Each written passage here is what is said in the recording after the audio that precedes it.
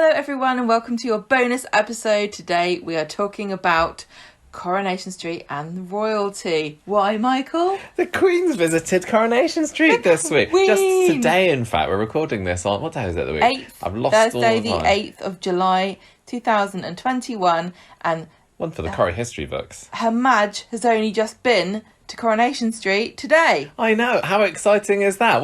I'm very excited. Unexpected. I was at a meeting today for school. We went off and did a little jolly, some of the leadership team, and I was just sitting there. Didn't have a jolly. You make it sound like you went We went golfing. to the deputy head's house. Yes, and sat around the table all day and talked about stuff.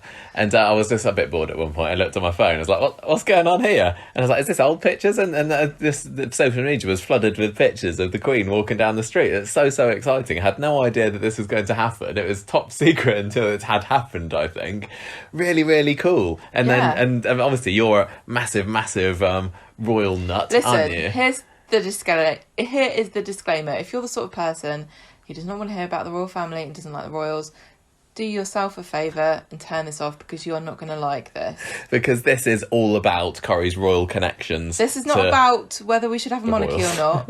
This is not about whether the Queen should be allowed to do whatever she wants or whatever. This is about the Queen and other royal family members visiting, and also royal connections in Coronation Street. And if you are Republican, you are going to get annoyed. Please save yourself. The blood pressure rising, and I don't know, listen to a different episode. I'm very sorry, because this is just going to be a bunch of gushing. Did you know why perhaps, I haven't seen this written anywhere, but do you know why perhaps today was chosen for her royal visit? No, I don't know why. It is Tony Warren's birthday today. Oh, that makes sense. Yes, I haven't seen this linked anywhere. It is also my mum's birthday. I don't think that's related in any way whatsoever. Possibly not. But yes, the Queen came. She spent about 40 minutes. Do you know there, how old apparently. Tony Warren would have been today? He was born in 1936. Okay. So he would have been less 85. than 100. Yes. He is sadly departed, so you can't rack up the years once you're gone. Now, today I spent hours looking up Coronation Street related royalty connections, and I have found various things from various sources, including Hello Magazine, ITV's press site, Chris Ship's Twitter account, who is a royal correspondent. Interesting, you probably don't know this if you don't follow the royals, but there is such a thing as the Royal Rota, which is a pool of journalists who follow the royal family around, and they share information with one another. Okay. So it's like because I'd seen this Chris Ship on Twitter, so doing some of the reporting, so I didn't know who he was. I know who Chris Ship is. Thank you very much. The Sun, Corriepedia, Manchester Evening News, Bill Podmore and Pat Phoenix's books, The Express, Coronation Street updates.blogspot.com, and The Mail. You're so good quoting all your sources. See, I need to get you to do this more often, because usually it's me who does all the notes of the podcast, isn't it? But we wanted to get this done and recorded and out today, it's topical. Get on the train now. Yeah, so Gemma has done all the work for this episode. I'm probably not gonna say a whole lot on this. People might be relieved to know. Right, so she was sort of ushered around the set by Ian McLeod, who's the current producer of Coronation Street. It took about 14 minutes apparently, and she it was basically, I would imagine, I get the impression that this would have taken place at some point earlier in the year or last year if it weren't for the pandemic, because this is to celebrate 60 years of Coronation Street. And also the fact that they stayed on air during the pandemic. They discussed filming measures, adapting plot lines, isolating and doing stunts. And apparently some of the quotes she said was, "There's quite a lot of work to do, and you do it every day." And she also heard about the 2-metre stick rule, and she says, "So that's how you do it." Oh yeah, did they have security Dave there? No, they did not, and that's one of the controversies of the day that we're not going to get into, about people saying that they were not socially distancing. Oh, yeah. This is not about that. I'm not interested in talking about controversial things today. I'm talking about the Queen. So she got some presents as well, didn't she? She said, "So that's how you do it. It's probably the simplest way to do it. It's quite difficult to act 2 metres apart, isn't it?" Another health and safety related matter, Kate Spencer, who plays Grace Vickers, warned her about the cobbles, and she said, "I've been told I'd probably better not," talking about walking on them. Oh, okay. So she got given gifts, as she said. She was presented Gifts. I think this was just off the Rovers set. So there was like a little gift table, and she was given by Molly Gallagher, who plays Nina, Liam Barstow, who plays Alex, and Amy Barlow, who plays Elle Mulvaney. No, the way round. She was given an original Corrie cobble, and she said, and one of the quotes from the day was, "They're the same cobbles. You moved it. Oh right."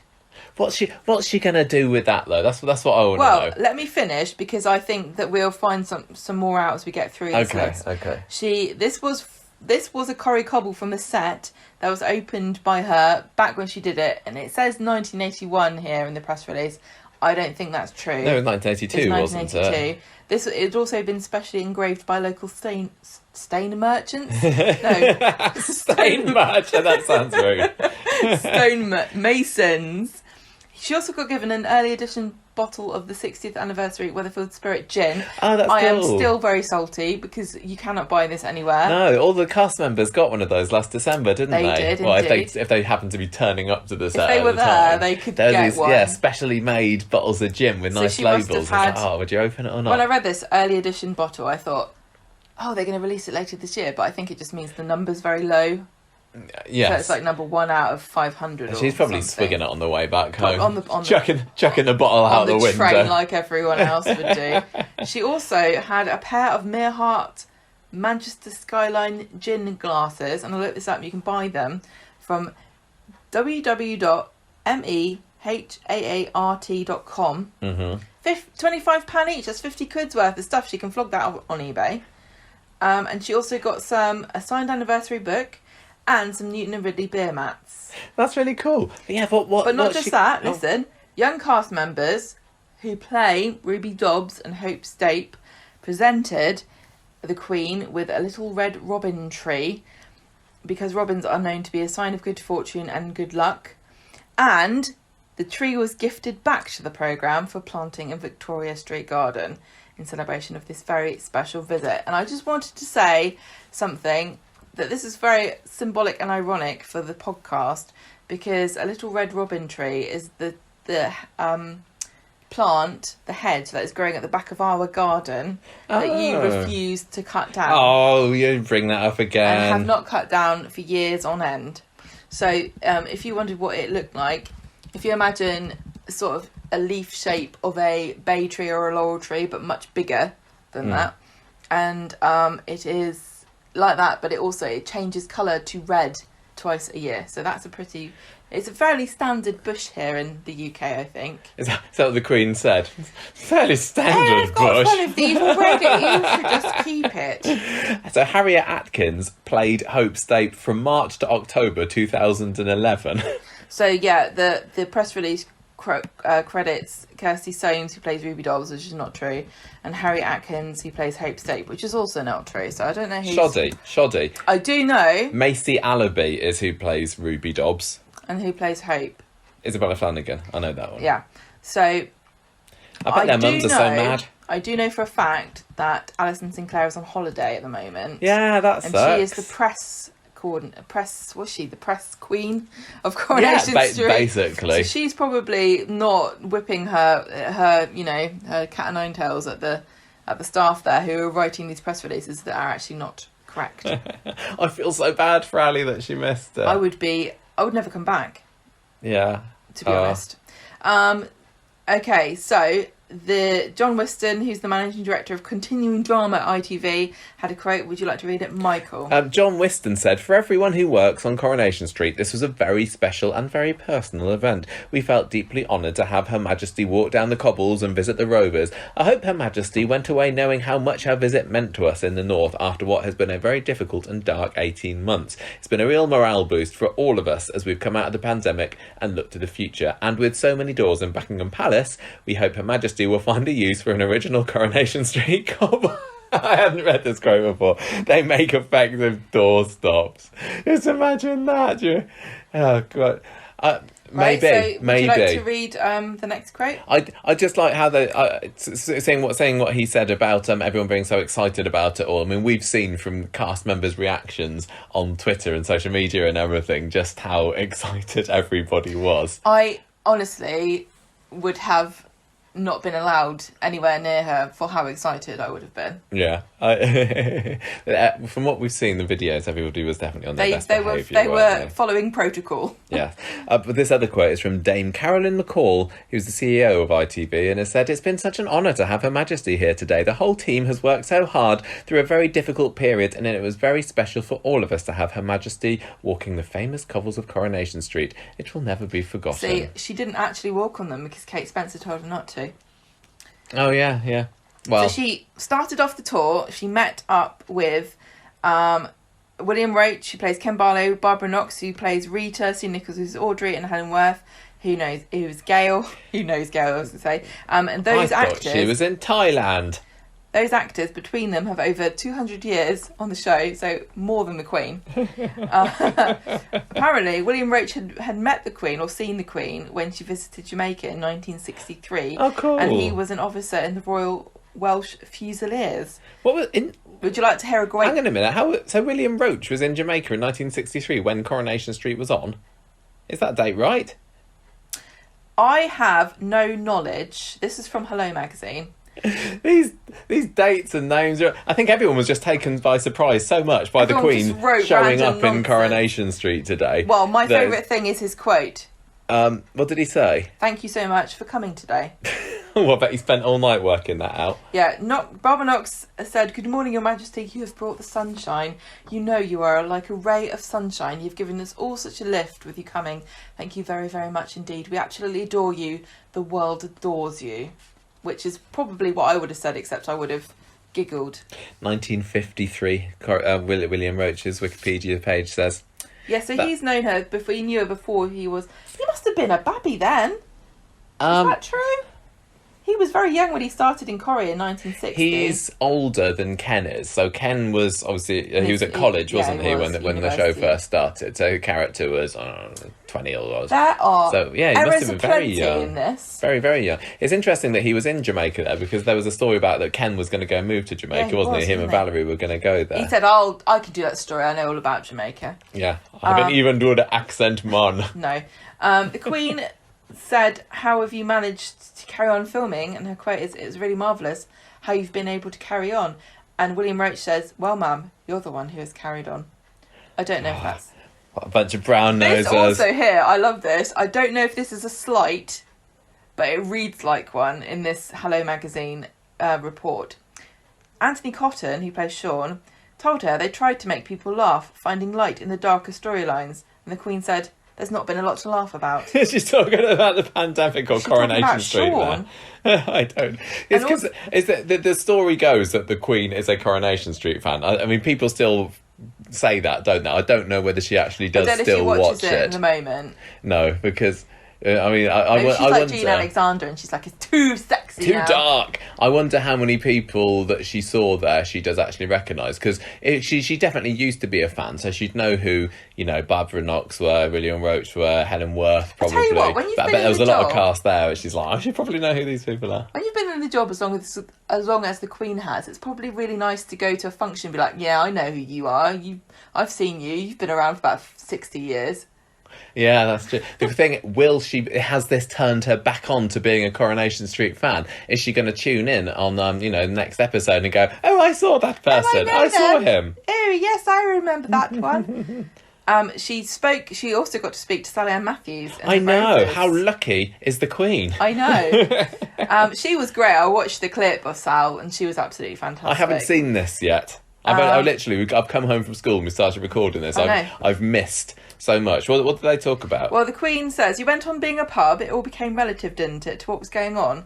And Sally Ann Matthews says, "We know as actors how fortunate we've been to keep working when so many in the industry, it's been very badly affected. The hospitality industry has been badly affected as well." So she was very on point there, on trend. And also, I really like the fact that she was representing the fictional industry that she plays. That's really cool. Well, I'm just glad that it wasn't, Ronnie Bailey there. she met the Baileys outside their house and she complimented them on their double glazing. Oh, lovely. Yes, she did. I don't know how many of the cast were there today, but from the few pictures I've seen, they were all there. Anyone who was you around wouldn't you? Was there. I saw Maureen Lipman. I saw Elle Mulvaney, Adam Hussein was there. Yeah, I didn't make a list because it would have Georgia been and Charlie were there. Long. I'm not even going to say because I've forgotten the names of everybody, but what I really want to know is, are there any really staunch anti-royalists on the cast who are like, I'm not coming in today? Well, you can work it out. If they're not in the pictures.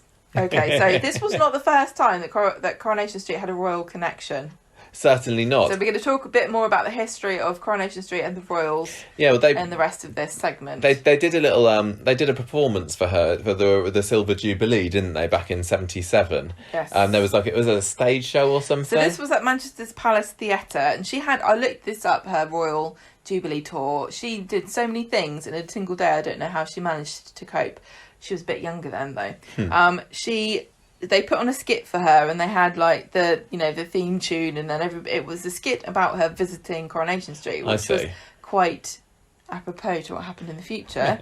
And Bill Podmore, who is the person who I sourced this from, said that she was gonna meet the cast behind the scenes, but there could only be 2 people, and he said that's not really fair, and I think she'd probably quite like to see everybody, and so he arranged for all of the cast members to meet her. Oh, cool. Then when she came down, she said, "Oh, I seem to have seen you all somewhere before." I'm sure they did stuff at the Silver Jubilee in the programme as well. Wasn't that one of the ones when they had a float, and that might have been like the Ina Sharples was dressed as Queen Victoria? I didn't. They did a variety of floats. I could have done links to other royals before the Queen, but I thought we're getting a bit silly here. This is supposed to be a bonus episode, not like an exhaustive history of the royal link to Coronation Street. But probably the most famous linked with the Queen before today was when she visited the set in 1982, and this was part of her Diamond Jubilee tour. Yeah, so this she's going to have the platinum one next year. I've just found something quite interesting. She visited them on the 5th of May 1982, and that's my dad's birthday. And for this visit, she visited on your mum's birthday. So I think there's something going on here. She's going to be visiting sometime in December.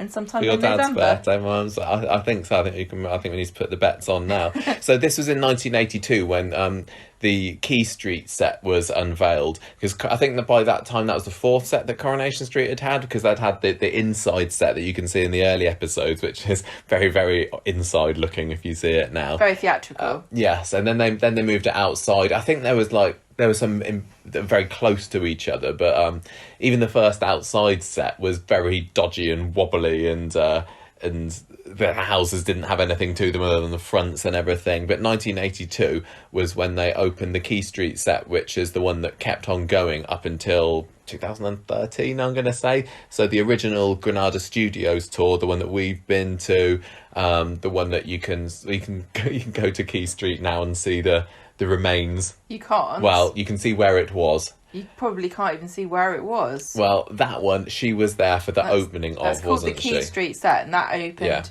in 1982, and then it moved in 2013. Oh, okay, yeah. I think the confusion is that it probably was built in 1981. Probably. So she went there with the Duke of Edinburgh, didn't she? She went there with Phil. Prince Philip. Yes.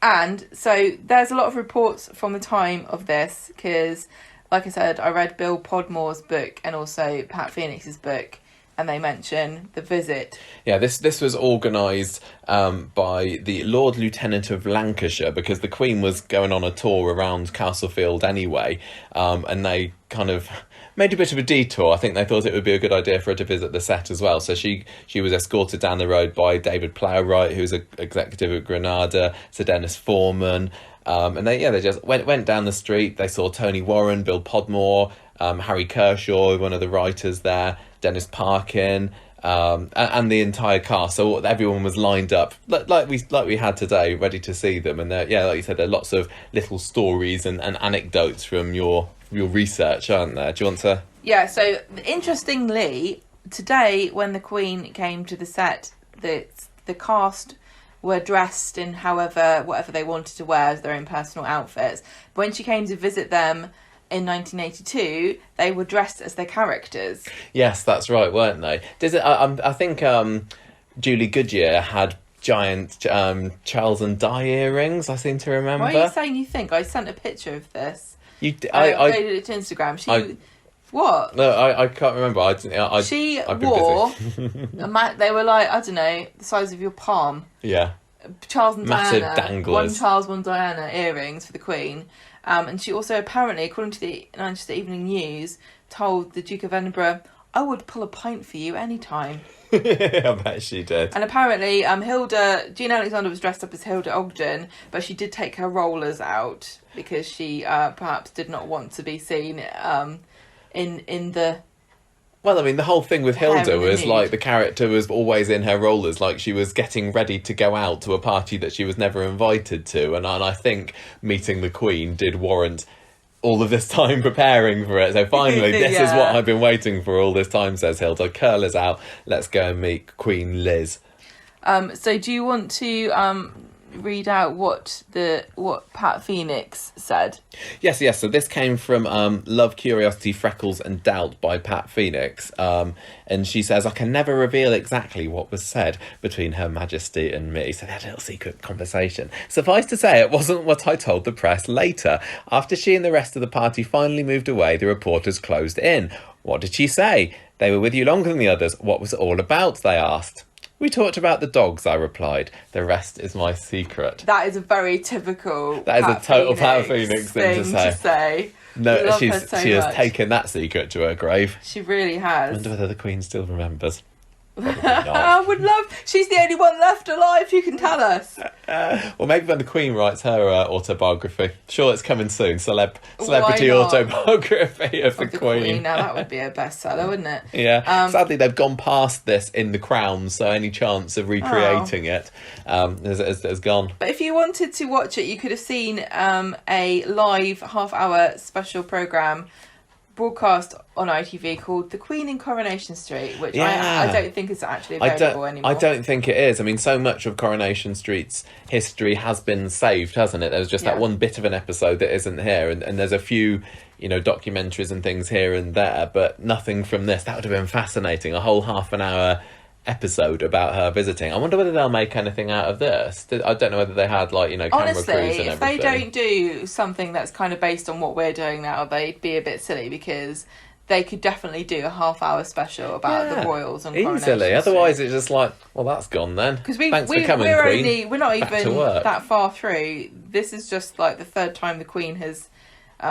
We've just spoken about 3 times the Queen has sort of come along to Coronation Street or met the cast. Yeah. So she Bill Podmore talks about the fact that he knew that there was a rumour that she watched, but when he got the chance to ask her, he didn't actually ask her if she watched the show. I'd love to know if anyone asked her today. Because he thought it was against protocol, which was just quite funny. Just in case she said no. I'm more of an EastEnders fan, actually. Now, the Cobblestones have always been Hollyoaks. A bit of a nemesis for the Queen here, because Bill Podmore writes, the Cobblestones of Coronation Street are not the easiest things to walk on, and the Queen wore quite high-heeled shoes. I was feeling a little quaky at the head of the line, and we were all apprehensive in case she might slip. You'd have thought she'd have learnt a lesson.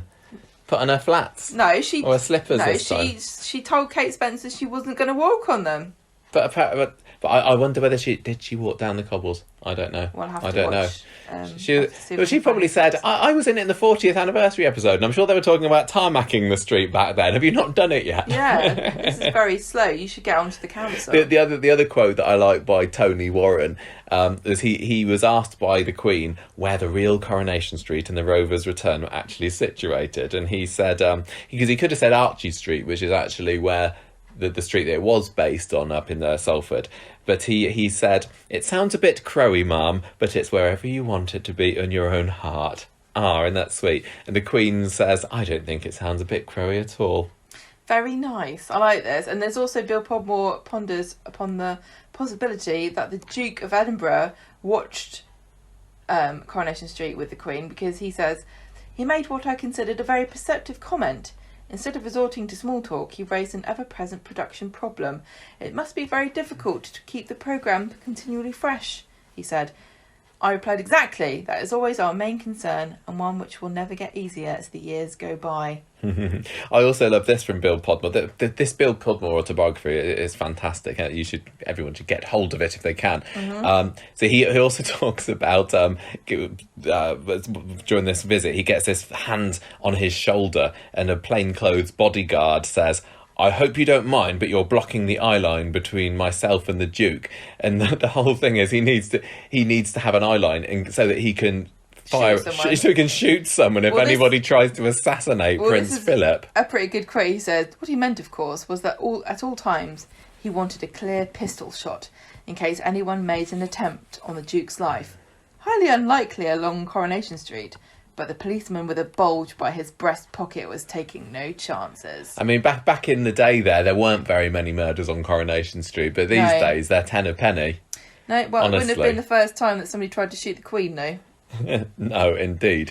So Coronation Street had another royal visit for the 40th anniversary, like I said earlier. This is Prince Charles, actually, who just came. So he appeared on the 8th of December 2000 episode. Well, hang on a minute. This is pretty exciting. I haven't written this very well in the notes, but basically, not only did he visit the set, but he also appeared in the show. Yeah, this is the only actual in-show appearance of a royal, isn't there? Yeah, so when you hear this, you probably think, oh my gosh, he must have gone and had a pint at the Rovers or something. Did he play himself? It wasn't quite that way. He was in a news bulletin, wasn't he? They were he met Audrey, and there were some characters in the back of the Rovers, I think, they were watching the news, and they see Audrey shake his hand, but it's obviously it's Sue Nichols shaking his hand, really. As part of the Weatherfield Council, she was. Yes. He also unveiled a plaque which was attached to the set later. Yeah, I think we were talking about this earlier, weren't we? When you used to be able to go to the Key Street set, you queue up outside, and then the first place they lead you into, I'm pretty sure that's where there's a plaque that says unveiled by Prince Charles and 2000. So I really like the fact that so he went on this tour, and then they took the photos, and for some reason Sue Nichols was in character as Audrey. So I don't know if they set this up beforehand or if it was a happy accident. But they took these photos and then they said, "Oh, can we use them in the programme?" And they asked Prince Charles's people, and they gave them permission, which is quite funny. And then he got credited as with thanks to Prince Charles. Yeah. And also, hilariously, I think he's the only member of the royal family to have their own entry on Corriepedia. Oh, that's so cool. He's got this entry that says he was in one episode played by himself, and it's also got birthplace, Buckingham Palace, residence, Clarence House. So when we did the recent Patreon episode where we were celebrating the characters who were in it for fewer than 50th episodes, Prince Charles could have been a contender in that. So the rumours have it that the reason why apparently he was advised that they shouldn't let his photos be in the show, but apparently the reason that he overruled this was because Camilla, his current wife, is a massive Coronation Street fan. And what was the status between Charles and Camilla in 2000? Well, you're going to have to look that up because I don't know. But she was a fan, and apparently they watched him appear on the show while they were staying with the Duke and Duchess of Devonshire for the weekend. Oh, how lovely. That's according to the Express. But Camilla got her own chance to visit the set, and this was for the 50th anniversary. And you know that she watches the show because she met William Roach, and the first thing she said to him was, "Ken, how nice to see you." She said she was a lifetime Corrie fan, and I had a look at the video, and I didn't get any news reports for this. I just watched a video on YouTube, and I could see, and I haven't written down the actors' names because you guys all know that I've got no brain in my head. Yeah, she met Helen Worth, she met Bev Callard, Simon Gregson, Shobna Gulati, Jack P. Shepherd, Michelle Keegan, Sue Nichols, Barbara Knox, Catherine Kelly, didn't she? Yes, she also met Tony Warren, who was still alive at that point. And thank goodness she didn't meet dead Tony Warren. She did walk across the cobbles because Beverly Callard, as Liz, took her across the cobbles into the Rovers. Oh yeah, and that was where Anne Kirkbride. Oh no, this was Camilla, not the Queen. Yeah. She met Anne Kirkbride. Yeah, and Ryan Thomas. He plays Jason. Yeah. Andy Wymans. He plays Kirk. Yeah, and is this Kieran? Is in Kieran McCarthy? Yes. Was it? He's Boy's Own Boy. Yep. Keith Duffy. And then she was asked to pull a pint. and she pulled one with this like absolutely giant foamy head, and she's like, who wants this? And nobody said, and everyone was like, oh god, no thank you. But then Brian Thomas says, I'll have it. And he said it was the best, in 10 years I've been here, this is the best pint I've ever been served, which is obviously a joke because he's never had a pint. She should have she should have pulled the pint with a massive head and then gone off with its head. I don't think the royals like jokes about beheadings. Is that a sore point in the family history, is it? That's really cool that she got to go there, and I do wonder whether she still watches it. What, Camilla? Yeah.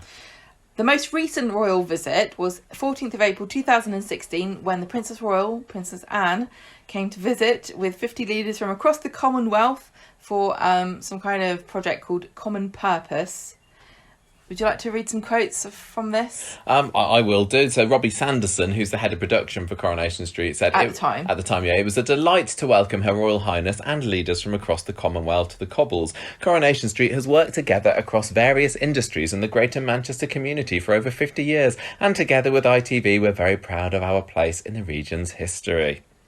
Exciting quote there. Yeah, there's a lot of stuff here that's kind of boring, because there's also one from Mary Mohan, who's the Chief Executive of Common Purpose UK, saying, that's great, isn't it? Basically, isn't it great that Princess Anne's come to Coronation Street is what they're saying. I mean, what else are you going to say? It would be like, oh, it's only Princess Anne. At least it wasn't Andrew. Exactly, yeah. 29th of April 2011. Here is an interesting fact. A photo of Kate and William's wedding appears in episode 7,589 on the 29th of April 2011. Now, I do know they got married in 2011, but I don't know what the date was, so that must have been right after it happened. I thought this was interesting because it reminded me of the fact that Stan and Hilda always had a plate of, well, not always, I think they got rid of it when they got divorced. They had a plate of Diana and Charles, or a photo or something, of those two. I was going to say, still Stan and Hilda didn't get divorced when Charles and Diana got divorced, although Stan and Hilda were long gone by then. Jack and Vera did as well, didn't they? Because of Vera's royal connections to the street, which I guess we'll get to in a bit. Yeah, I want to talk first of all. I think that ITV, because I tried to find, we had some old women's magazines and TV magazines from the 1980s around the house, and I think we've put them into storage. But ITV, I'm pretty sure, used as a marketing campaign.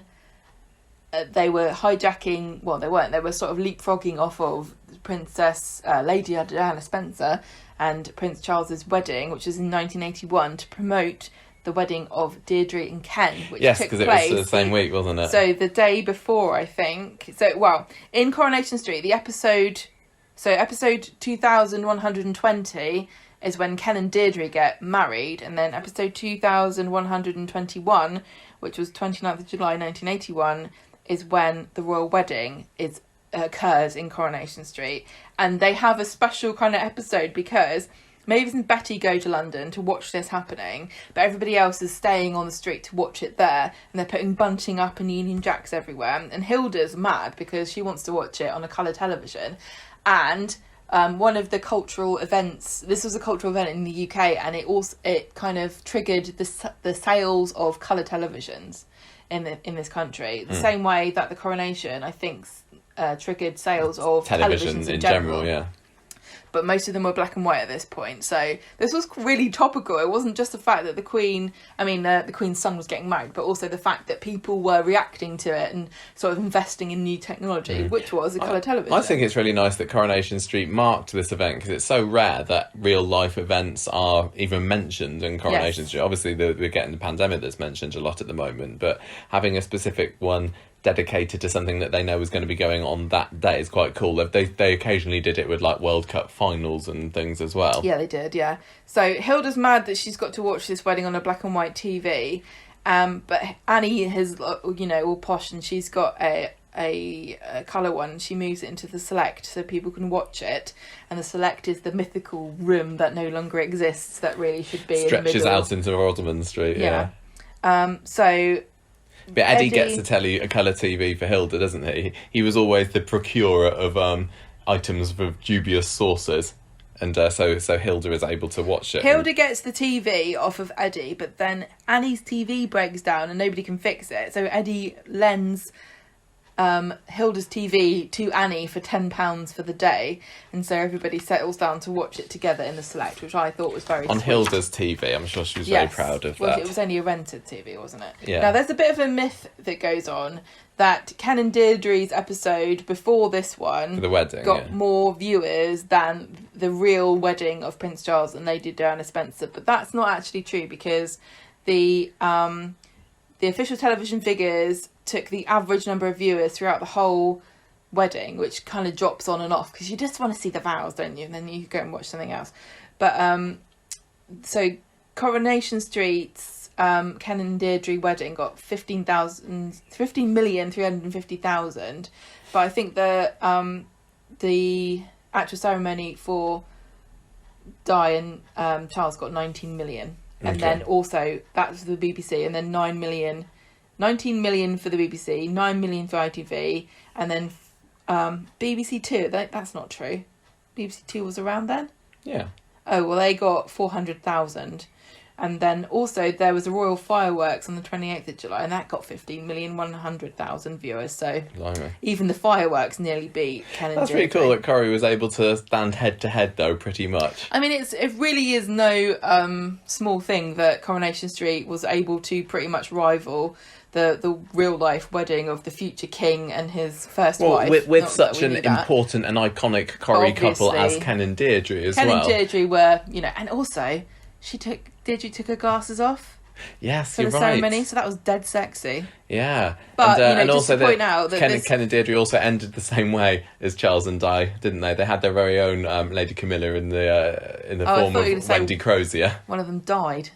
No, that's true as well. Well, so that was also just UK figures. Obviously, across the globe, I think far more people were interested in Charles and Diana than they were Ken and Deirdre. Maybe, unfortunately. But of course. So that there is Coronation Street mentioning royal family stuff, but they mentioned the royal family far before 1981, didn't they, Michael? Yes. So yes, they did. Well, so there's an interesting story coming from the early 1960s because Ina Sharples on the 16th of May 1962 episode of Coronation Street, so this is episode 149 of the show, she writes to Prince Philip for his support. No?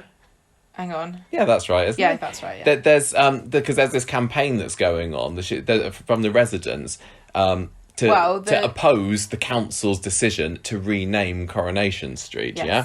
So they were going to call it Florida Street. Yes, that's right.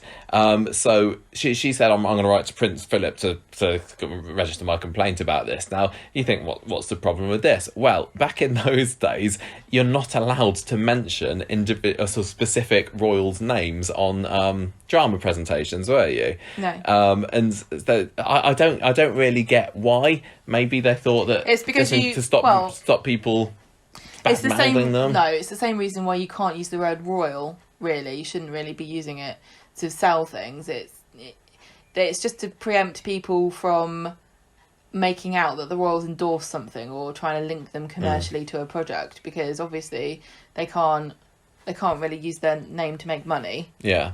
I don't know how true this story is. I mean, there aren't specific references because supposedly questions were asked in the Houses of Commons, although there's no evidence of that. But the story goes, and I do like this, that the Postmaster General contacted Granada and said, right, you are not allowed to refer to in any more future scripts by name to this royal. And then any royal. This or anyone. So in all the episodes that followed it, Prince Philip wasn't mentioned by name, and people referred to Ina's royal pen pal and her royal correspondent, her pen pal from the palace or something, but not Prince Philip. And it was apparently only to do with living members of the royal family, but apparently even this kind of fell into disuse, and more yes, you can do it now. Started to mention it, and I think they just pushed the envelope. I don't think a law was passed saying it's okay now. I think there's too many dramas just saying we're going to flout that until. But it's weird because I looked this up, episode 128, which is the 5th of March 1962, Ina Sharples mentions the Queen and Prince Philip. Oh, okay, so that was a few months before. But nobody said anything. So maybe it was the fact that they did it twice in 1 year that somebody said something to them about it. You've got to stop mentioning people. One interesting point. Because the thing about it, if you think about it, like, you know, in the 60s, the monarchy still held great power. And if you were to say, oh, yeah, well, I wrote to Prince Philip and he endorses this, even if it's fictional, it gives the impression that they somehow signed off on it. Yeah. Yeah. Well, although this is kind of rumoured, I don't know if it's true or not, there's another story that a couple of years later, in 1965, there's this episode about the Queen having a visit of Weatherfield, but they managed to get through the whole episode without actually using the word Queen, apparently. So it's like, are they trying to really be on their best behaviour and not even say the word Queen? I don't know. I mean, scared of the palace. What was the story there? They were not originally due to go down Coronation Street, is it? Episode 463 was when the Queen was supposed to sort of go down Rosamond Street, so everyone was set up to watch her. And Nina's like, it's all bread and circuses. And Mina says, I thought you were a royal fan. And Nina says, yeah, I am a bit, because she apparently visited Queen Mary's funeral in 1953. I'm not surprised that Minnie was excited about the Queen going. Minnie's excited about anything. Then the news comes that there's been a burst water main, so the procession's going to have to be rerouted down Coronation Street. Then the council comes and gives everybody window boxes to make because God forbid the Queen should see, you know, a dirty back street in Salford or Manchester. Everyone, they put bunting up, there's crash barriers, people are starting to congregate and to watch. Minnie sets up a table in her house in case the Queen wants to come for tea, which I thought was charming. Then they start to hear cheering in the distance, the residents of Coronation Street do, but it turns out the leak's been repaired, so the Queen continues on her original route. I'd love to watch this episode. We never saw that on our I would love to revisits. see it as well. And apparently in the show, we don't see this, but Ken meets the Queen at the tech. Oh, really? That's interesting. Okay, so yeah, I haven't seen that, but what I have seen a fair bit of is something else related to a saga is right. So this is Vera thinking that she's related to the Queen. She discovers, because in 1991 her mum Amy dies, and at the funeral she's approached by a bloke called Josh Shackleton, who reveals to her that he is actually the father she'd never known. And not only that, that bombshell that she's got, this is I am your dad, he says that his father was the illegitimate grandson of none other than King Edward VII. So Vera kind of gets it into her head that she does the maths or the family tree or whatever, sticks it into Friends Reunited or whatever, and realises that she is the second cousin once removed of Queen Elizabeth II. So, and this idea is it turns out that he's kind of making it up.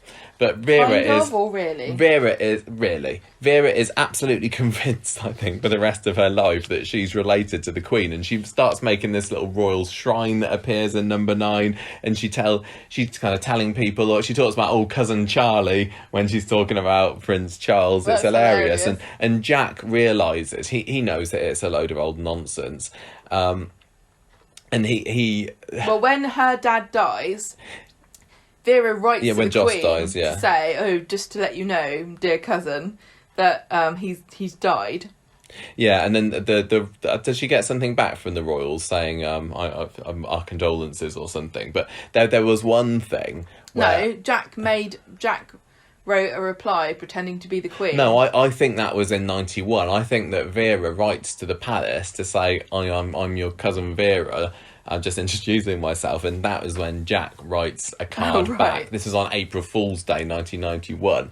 And it pretends to be the Queen saying, we need to keep this secret, please don't go spreading it about, because Jack doesn't want Vera going blabbing her mouth out about being delivered to the Queen, because she thinks that she'll be made a laughing stock of. So yeah, he writes back to say keep it stum, but she doesn't do a very good job of it. Like I said, there's a bit of a shrine to the royal family that appear in their house, and yeah, she just mentions it every now and then.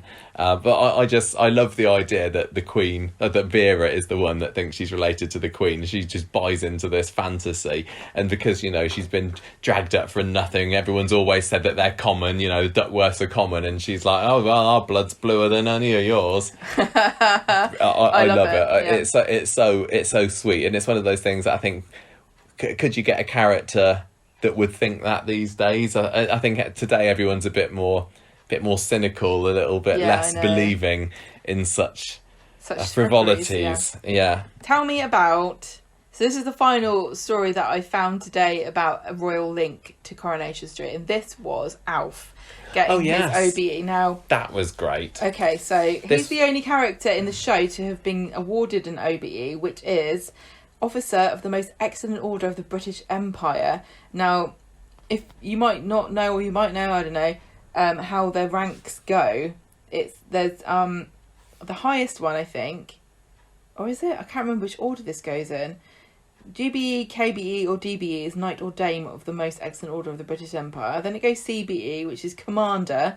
And then it goes OBE, which is Officer. And then it goes MBE, which is Member. Okay, so I think that MBE is the sort of the lowest one. Oh, and so Alf was able to leapfrog that then. If you're an order, if you're a Knight or Dame Commander, you get to have Sir or Dame at the front of your name. Oh. That's the dream. This was done around the time of the show's 35th anniversary, which they made quite a thing of. It's usually the multiples of 10 that get celebrated now on Coronation Street. But yeah, this is the 35th anniversary. It was around the same time as that hour-long episode where Curly and Raquel got married. But he is made OBE for his services to whatever, because he's been like a councillor, he's been the mayor and everything. He's done a lot for the good folk of Weatherfield. And there was a great episode as well, do you remember, before this, where Audrey finds out about it. She's like, I can't tell you. No, and she keeps it a secret, but he's doesn't get she?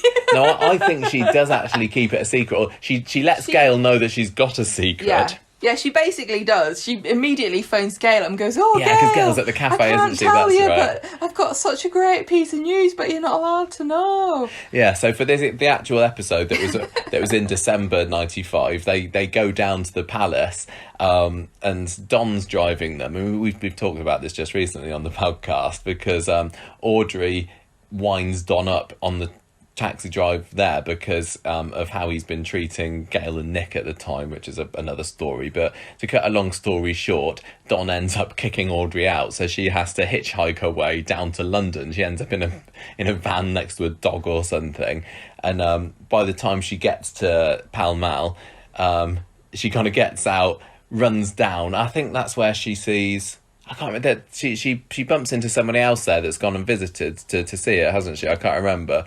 But by the time Betty no, what's the story? I can't remember, because she goes to the palace, and there's this funny scene where she's up against the gate, and she grabs hold of these binoculars that are around some tourist's neck, yanks him over so she can peer through the gate, and there she sees Alf emerging from the palace with Betty. That's right, because it's Alf when he gets to London. He gets out of his car, and what do you know, Betty's gone there to go and visit. So because Betty had been his mayoress, and again that was another debacle, he says, you can come and get my OBE with me. So Audrey was absolutely fuming at this, and then there's just some really nice shots outside the palace. I know, it really was just the fact that they had all these scenes outside the palace. There's a bit where there's a Japanese tourist taking photos, and I think that guy was in lots of TV shows. I looked him up on Corriepedia, and he's been in loads of TV shows as well. He was obviously like the only Japanese actor in Britain in the 90s. They end up getting stranded in London, basically, don't they? So this was like the beginning of Don being evil as well. It was around about that time. So, because Alf says to Don, you've ruined the day, and then Alf's like, Don's like, well then, bye, and drives off and leaves them in London. That's and obviously, really cool. The only way to get to Manchester from London is in a taxi. Of course, yeah. Yeah. No, I think that they miss a train. I'm pretty sure that they were going to go another way, but they missed their chance. But I really love that they got to film at the actual palace, because there's one thing having, some press footage of Prince Charles meeting Sue Nichols and then inserting that into the show, but actually being able to go and film outside the palace for the 35th anniversary, that is pretty awesome. And I don't know. I would thought that maybe EastEnders has done something similar as well. I really wanted to have more time to look up whether EastEnders has had any kind of royal connections. I'm sure they've had loads. Their pub's called the Queen Vic, so there's a connection there. So yeah. We haven't actually said, I mean, this is quite important as well, that Coronation Street is named Coronation Street after the coronation of a queen. A king or queen, and I can't remember which one it was in 1902. Who came after Queen Victoria? Edward I think it was Freddie Edward. Maybe it was Sixth. Edward something or other. Anyway, that's why it's called Coronation Street, everybody. Round of applause. Yeah.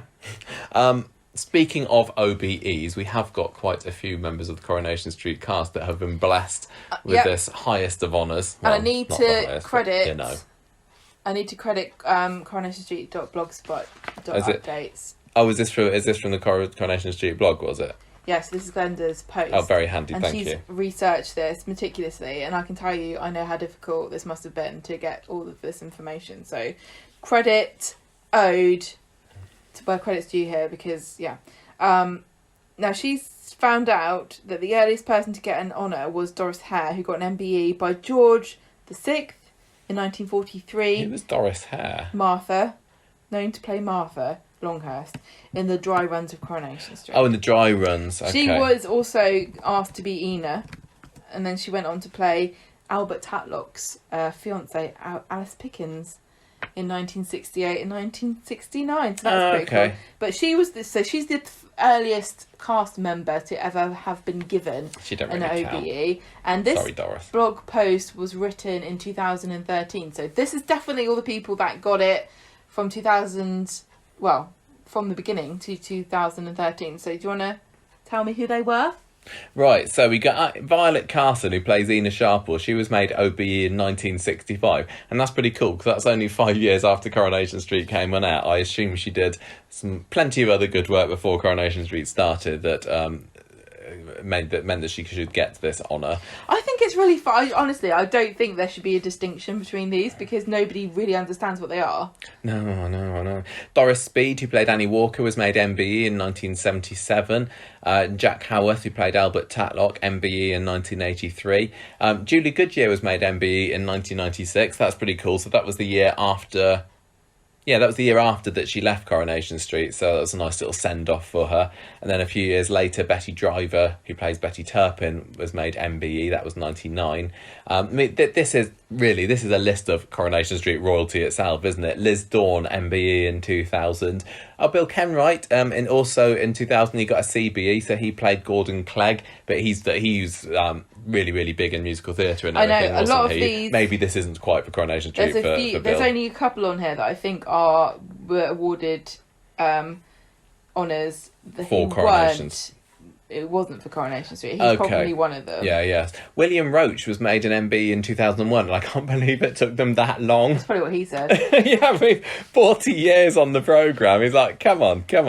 I'm waiting for... When's Helen Worth going to get one? When's Sue Nichols going to get one? I wonder whether there are some cast members that are like, excuse me. I think there'll be a massive chunk of them this year, honestly. And it really should be, because it has slowed down recently, hasn't it? We had Stephanie Cole, who's made an OB in 2005. That was before she was even in Coronation Street. I don't think that really counts for Corrie. Johnny Briggs got an MB in 2008. That was Mike Baldwin. Alec Gilroy was made an MB. I don't even think I realised that Roy Barrowclough was an MBE. That was 2006.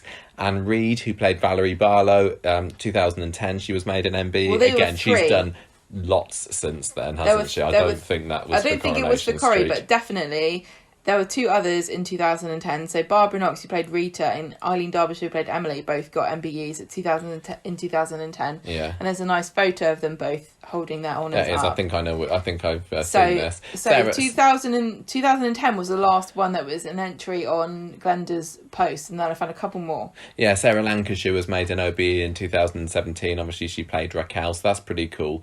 And then Sally Dinover was made MBE just last year. I think she's the most recent one. She is indeed. Obviously, she is, but and that was literally 1-2 weeks maybe after I interviewed her last year for the 60th anniversary. She obviously knew. She must have known by then. Yeah, exciting. So pretty cool. So other people have also who are famous have also had MBEs, but then appeared on the show. So massive names here. And if you didn't know that any of these people were in Corrie, then this is the exciting news for you.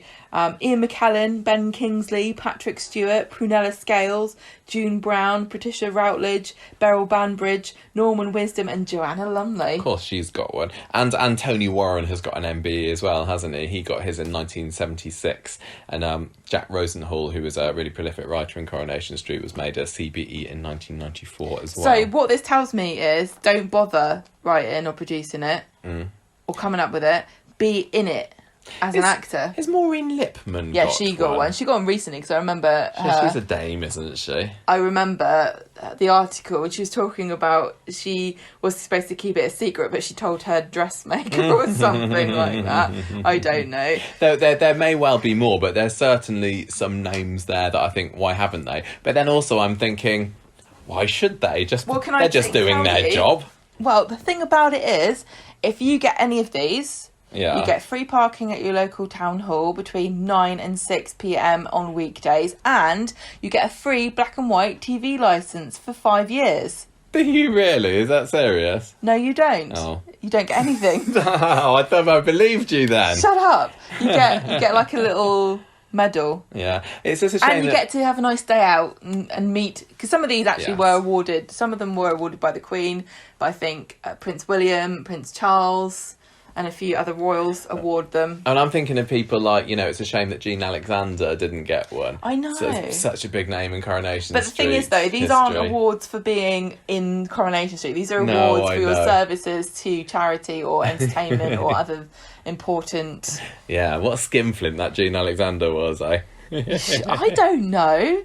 Anyway, when are we getting ours for podcasting? Because we're going to have been going I want my black years. and white TV licence, please. 10 years next year, we will have been doing this for nothing. Just putting that out there in case anyone wants to let the Queen know. I started a Twitter account about charity, and it's got like over 50 followers. 50? Come on, everybody. That's 50 people that look to me to tell them and retweet things to do with Coronation Street. And charities. Yeah. Oh, that and so ends all your notes, Gemma. That's been a nice little hour's discussion about Corrie's royal connections. Worth of copied and pasted, or was it more than that? No, it was nearly 4,000. 4,000 words we had to read through here. Copy and pasting, yeah. I hope it didn't... I think it was a bit scattergun because I'm really excited about this. Very, very excited today to see this news, to see the pictures. And... Honestly, this is so well deserved. I understand some people don't like the Queen, but really this transcends. This is the point of the monarchy, is that it supposed to transcend politics. Unfortunately, maybe not always, because people still want to talk about politics and the royal family. But it's sort of, she's supposed to represent the nation and sort of bestow our thanks to the members of Coronation Street for all their hard work. And it hasn't been easy for anybody this year, but symbolically we've all got through. And really, I know that we've praised frontline workers, people in shops, and everybody's worked so hard. Teachers, everybody in the NHS got St George's Cross the other day for their services. People, have put their lives on the line, and everything's changed. But the entertainment industry has also worked. The people that were privileged to be able to wear their socks off, and they know how lucky they are. But there are many other people that couldn't work because of this. And everybody's lives have been turned upside down. And really, to me, seeing the Queen walking down the cobbles and talking to everybody was just kind of a tribute to how hard it's been for everybody, and acknowledgement that things are going to change from now on. And I just really, really just find that so charming and wonderful. And it really feels to me like an acknowledgement on behalf of the nation that, to just the entertainment industry in general, but also Coronation Street specifically, because, they never went off air. They didn't, did they? They never went off air. They kept going. And this was so tough. And then they came back and they had all their, challenges and their social distancing and everything. And we've had our criticism and we've had our praise for the way that they've dealt with the hand that they were given. But at the end of the day, it's been hard for everybody. But it's just lovely to see things start to return, albeit slowly, to the way they used to be. Yeah, definitely. And like you said, this is just a little glimmer of sunshine, it's and a glimmer of hope. It's a new day. Yeah, and it's We're also coming through an this. acknowledge of the tough times that we've been I'm through. really, really chuffed for everyone on the cast who got to. I'm so happy for everyone who was able to be there to see her. One of my life's ambitions. I don't know if I'm going to be able to do it, and it makes me sad to think that I will die without ever having met the Queen, but she's probably going to go before me, to be honest. I've met Princess Diana, but that's it. Yeah, that's more than me. Yeah, I'm waiting. I've seen the Queen in the distance. I want to know when Wills and Kate are going to go and visit Coronation Street. Oh, that's going to be the next one, isn't it? I'm so excited. I want to see the Queen. It's going to be quite a few years. I really honestly think, royal visit, there's no point in me trying to get to see the Queen by working at Corrie. That's gone. I mean, what's the next visit really is due in another nearly 40 years' time. Do you reckon? It'll be Rowboat. I mean, I'm guessing that this was kind of also tied into... 1982, the last visit. Yeah. It's 2021 now. That's 38, 39 years. But yeah, I'm thinking that this was probably done to time with the 60th anniversary. Yeah. So I wonder whether it was, scheduled for last year at all. I said that at the beginning of this episode. Did you? Well, I just had that original thought myself as well. I don't listen to you. No, right, you don't. I think we are done. I think you shouldn't either. I think we're finished. We're going to get this uploaded early this week. Thank you very much for everybody for listening. I hope that you enjoyed this bonus episode. I thought it was important to release this. Strike while the iron's hot. We did have something else planned, but you're going to have to wait for that to be released at a later date. Yes, that'll be out next weekend. But and the next episode regularly scheduled of Conversation Street will be next weekend. Next weekend as well. So this is Bridging Your Gap, and if you're a royalist, I'm sure you enjoyed it, and that's all I'm going to say. Yeah, write in and let us know though. And if we've forgotten anything. If we've forgotten anything, do you have any memories? Oh, have you met a member of the royal family? If you've met the Queen ever, just tell Jen. We might not read it out on the podcast, but she loves all of that kind of stuff. Have you got any stories? You got any goss about the Queen? Oh, I'm so jealous. If anyone. You got any dirt on Princess Di? Because Gemma would live for that. I think everybody knows all the dirt on Princess Di. She was a misunderstood gem, just like me. Princess of Hearts. She's the Queen of Hearts. Oh yeah, got an upgrade. Right, goodbye everybody. Thank you for listening. Ta-ra.